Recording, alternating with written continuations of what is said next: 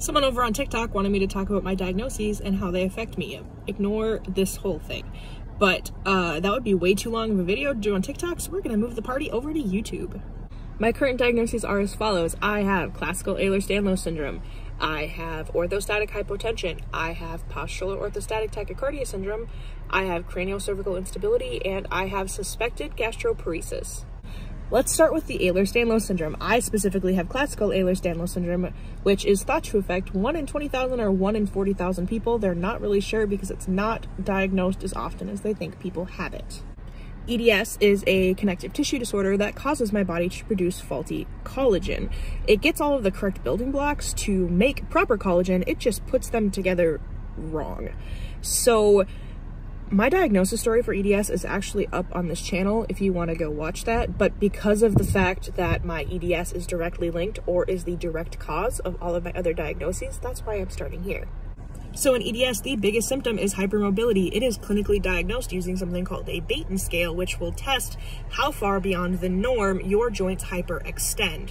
So for me, my knees and my hips are the most affected, but all of my joints are affected. I'm not going to do the party tricks where I bend my thumb to my wrist or bend my fingers all the way back or any of those because it's really damaging on my joints, but I can do those things, and that's part of how I was diagnosed.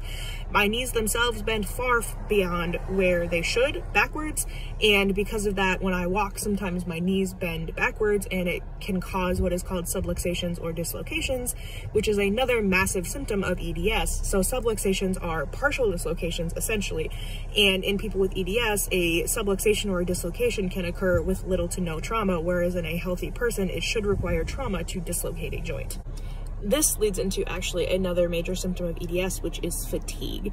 Now, you get tired much more easily moving around when you have EDS because instead of your body being held together by collagen and ligaments and tendons, your body is being mainly held together by your muscles, which takes much more energy than simply resting on the ligaments, which means us moving around makes us much more. So I actually get really tired really easily when I'm moving around because my body uses more energy because it's being held together by the wrong part of my body.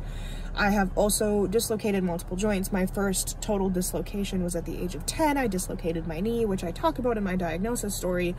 I also have had to have a knee surgery 2 years ago. You can see all of these because I took a step and dislocated my knee and tore my ACL. This was before my diagnosis, and they could not figure out how I managed to tear my ACL just by walking, but it was a total tear, and they had to put a cadaver ligament into my knee, which I am now having problems with and will have to have surgery on again.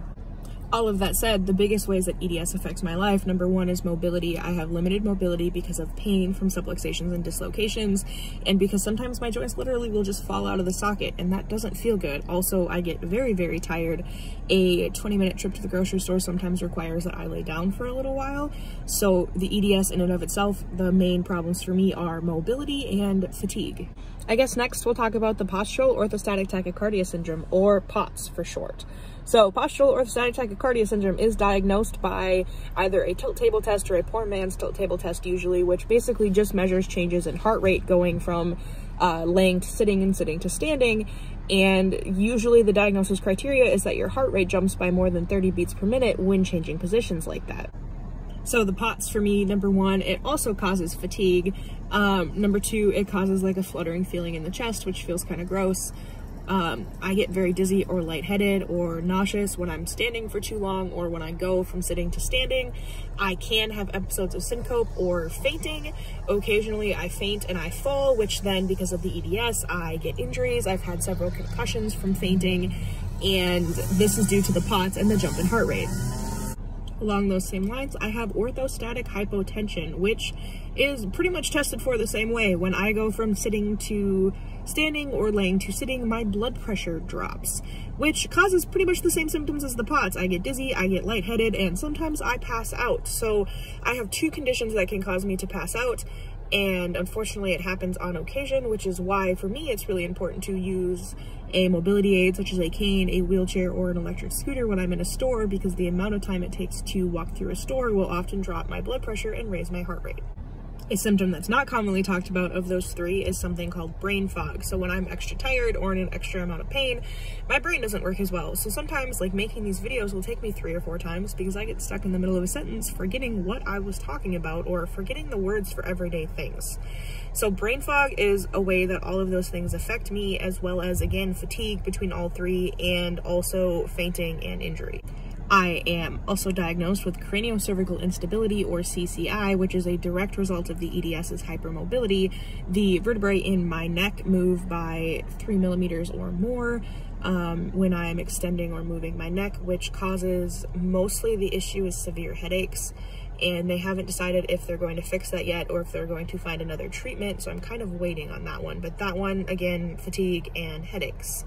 I am also being tested for gastroparesis, which is another thing that's very common for people with EDS because your digestive system is made up of connective tissue.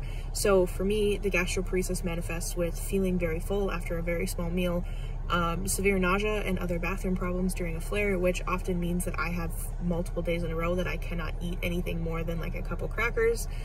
And for me, this also causes fatigue because when you don't eat, you get tired. The other thing that I didn't mention in the beginning is that I have bilateral sensory neural hearing loss.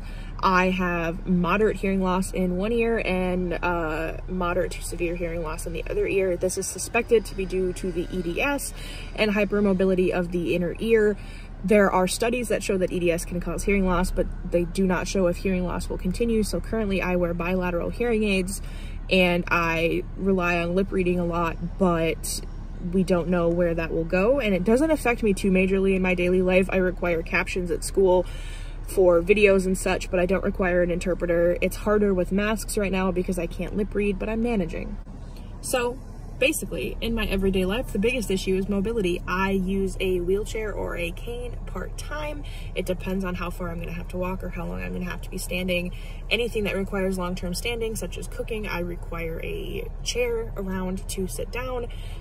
Sometimes I require help with cooking, such as my husband chopping things that are hard, because on bad days I may sublux or dislocate things in my hand when I am trying to chop something, say like carrots or onions. I have a very difficult time getting up and down off the floor or picking up things that I drop. I require captions on videos unless I have my hearing aids directly connected to the device I'm watching them on, and I need more sleep than the average person. It affects pretty much every facet of my daily life, but I think I'm managing fairly well considering.